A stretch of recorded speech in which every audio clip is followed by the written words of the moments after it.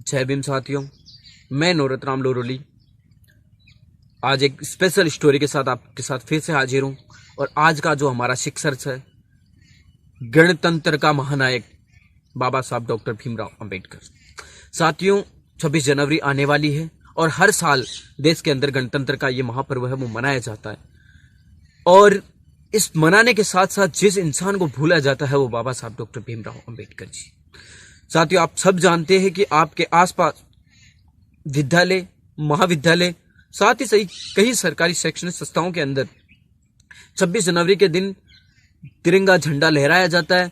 और जो शिक्षण संस्थाएं उनके अंदर मिठाई हर्षोल्लास के साथ मनाया जाता है। लेकिन जो असली बात है वो ये है कि गणतंत्र के ही महानायक बाबा साहब डॉक्टर अंबेडकर को उन्हीं के राष्ट्रीय पर्व के ऊपर भूलना क्या देश के लिए दुख का, दर्द का विषय नहीं है। हम ये सोचना चाहते हैं, ये जानना चाहते हैं कि जिस महानायक की वजह से गणतंत्र का ये दिन देखने को हम लोगों को मिला, अगर गणतंत्र के दिन उन्हीं महापुरुषों को भूलना, ये हमारी शिक्षणिक मानसिकताएं दिखाई देती है। साथियों, अमेरिका ये कहता है कि बाबा साहब अंबेडकर अगर हमारे देश के अंदर जन्म लेते तो हम उन्हें सूर्य कहकर पुकारते। और उसी देश के अंदर बाबा साहब अंबेडकर भारत रत्न, विश्व रत्न का भी उन्हें उपाधि दी जाती है। उस बाबा साहब अंबेडकर को गणतंत्र के दिवस के ऊपर याद नहीं किया जाता।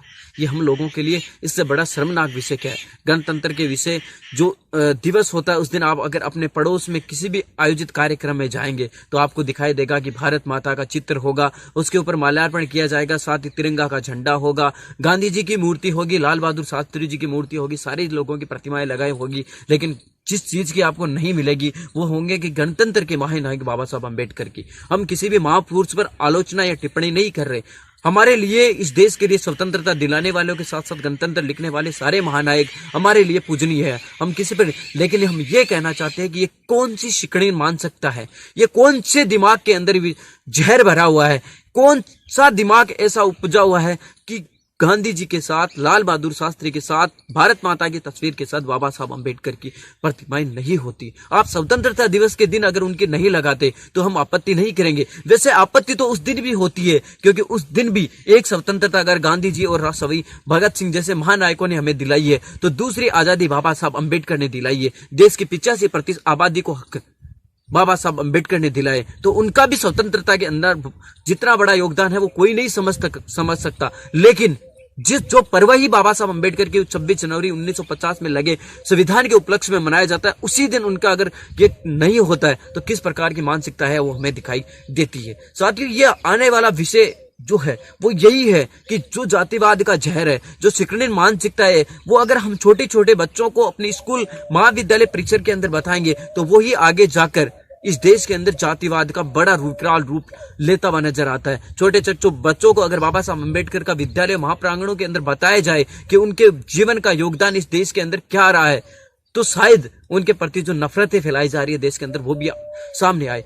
साथ ही साथ 26 जनवरी के ऊपर अगर हम किसी नेता का या किसी और व्यक्ति का भाषण देंगे या कि शिक्षण संस्थाओं में प्रधानाचार्य या शैक्षणिक जो व्यक्ति होते हैं उनके भी भाषण देखेंगे तो आपको देखने को मिलेगा कि उनका जो ये रहेगा कि हमारे देश में आजादी का पर्व है वो इसलिए मनाया जाता है। मतलब पूरा का पूरा जो भाषण, स्क्रिप्ट लिखी होती है वही स्वतंत्रता दिवस पर बोली जाती है और वही गणतंत्र दिवस के दिन बोली जाती है। जिस बाबा साहब अंबेडकर ने दलितों को अधिकार दिलाए, जिन्हें पिछड़ों को अधिकार दिलाए, जो लोग इस देश के अंदर पानी नहीं पी सकते थे उन्हें पानी पीने का अधिकार दिलाए, जो व्यक्ति शिक्षण संस्थाएं ग्रहण नहीं कर सकता, जो शिक्षण संस्थाओं में नहीं जा सकता, उन्हें शिक्षा के मंदिर में जाने का परिवेश दिलाया, जिस व्यक्ति देश के अंदर जिन लोगों को वोट का अधिकार नहीं था उन लोगों को इन्होंने वोट का अधिकार दिलाया। जो बाबा साहब अंबेडकर ने इस देश के अंदर 50% आबादी महिलाओं के पास अधिकार नहीं थे, उन्हें महिलाओं को अधिकार दिलाए। जो बाबा साहब अंबेडकर ने महिलाओं के अधिकार के लिए कानून मंत्री के पद से भी इस्तीफा दे दिए,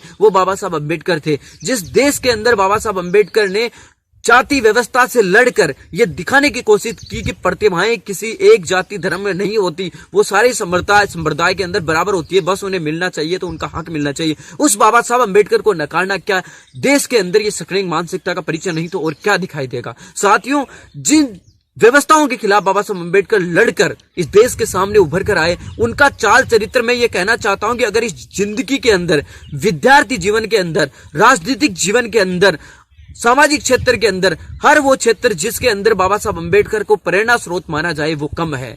क्या किसी विद्यार्थी के जीवन के अंदर उतने दुख दर्द या तकलीफें आई होगी जितने बाबा साहब अम्बेडकर के जीवन में आई? क्या किसी राजनीतिक सामाजिक कार्य करने वाले लोगों के जीवन के अंदर भी उतनी उत्पीड़नाएं हुई जितने बाबा साहब अम्बेडकर के मन में हुई? क्या राजनीतिक उपेक्षाएं जितनी बाबा साहब अम्बेडकर को भोगनी पड़ी उतनी किसी महानायक को और को भोगनी पड़ी? उसके बावजूद भी उनका असली जो चेहरा है, जो उनकी असली मूर्त है, वो लोगों के सामने नहीं आना, ये वास्तव में इस देश के लिए दुर्भाग्यशाली है। बाबा साहब अम्बेडकर को दलित मानते हैं वो संविधान का निर्माता के तौर पर, तो श्रवण उन्हें मानते हैं तो आरक्षण के जनक के तौर पर। क्या बाबा साहब अम्बेडकर की इतनी सी परिभाषा है? ये हम लोगों की सोचने की जो संकीर्ण मानसिकताएं हैं वो बाबा साहब अम्बेडकर को नहीं बल्कि इस भारत के जीते जी स्तर को गिराता हुआ नजर आ रहा है। जिस बाबा साहब अम्बेडकर ने भारत की यश और विजय श्री को पूरे विश्व के अंदर बताया, पूरे विश्व में भारत की एक अलग पहचान को दिखाई, उस बाबा साहब अम्बेडकर को आज गणतंत्र के दिवस के ऊपर गणतंत्र के महानायक को नहीं पूजना भी ये हम लोगों के लिए बहुत ही दुर्भाग्यशाली है। मैं तो यह कहना चाहता हूं कि कभी भी कोई प्रतिभा को हम कितना ही दबाने की कोशिश कर सकते हैं, और बाबा साहब अम्बेडकर ने तो एक लिखने की भी कोशिश की है। उन्होंने अपने पंक्ति के अंदर लिखी भी है कि मैं तो बीज हूं, आप कितना दबाओगे, जितना मुझे दबाओगे मैं उतना ही बाहर निकल कर आऊंगा। क्योंकि आप लोगों को भी पता है कि बीज को जब जमीन के अंदर दबाया जाता है तो वो फिर से खिलकर फूल प्रकित हो जाता है और पूरे देश को छाया और अपने मार्गदर्शन से प्रेरित करता है। आज देश में बाबा साहब अम्बेडकर की 127 साल हो चुके हैं जन्म को, लेकिन उनके बावजूद भी उनको सम्मानजनक स्थिति के नहीं देने के बावजूद भी उनकी जो यश और लोकप्रियता पूरे विश्व के अंदर बढ़ रही है, वो ये दिखाता है कि वास्तव में बाबा साहब अम्बेडकर वो बीज थे जिसकी पानी देने की जरूरत नहीं, लेकिन उसके बावजूद भी उनके अंदर इतनी काबिलियत थी कि उनके यश और ज्ञान से, उनके खुद के व्यक्तित्व के कारण आज वो पूरे विश्व के अंदर जाने जाते हैं। आज मैं गणतंत्र के इस महापर्व पर आने वाली 26 जनवरी के लिए बाबा साहब अम्बेडकर को सैल्यूट करता हूं और लेता हूं इस देश विदा आप सभी साथियों से, और अनुरोध करता हूं कि आप इस वीडियो को अधिक से अधिक शेयर करके लोगों को बताइए कि बाबा साहब अम्बेडकर इस देश के नहीं पूरे विश्व के लिए सम्मानजनक है और वो हमेशा रहेंगे। गणतंत्र के महानायक बाबा साहब अम्बेडकर का जो सम्मान है, चाहे कोई भी व्यक्ति उन्हें ना देने की कोशिश करे, लेकिन उनसे छीनने की हिम्मत भी कोई व्यक्ति और नहीं कर सकता। धन्यवाद।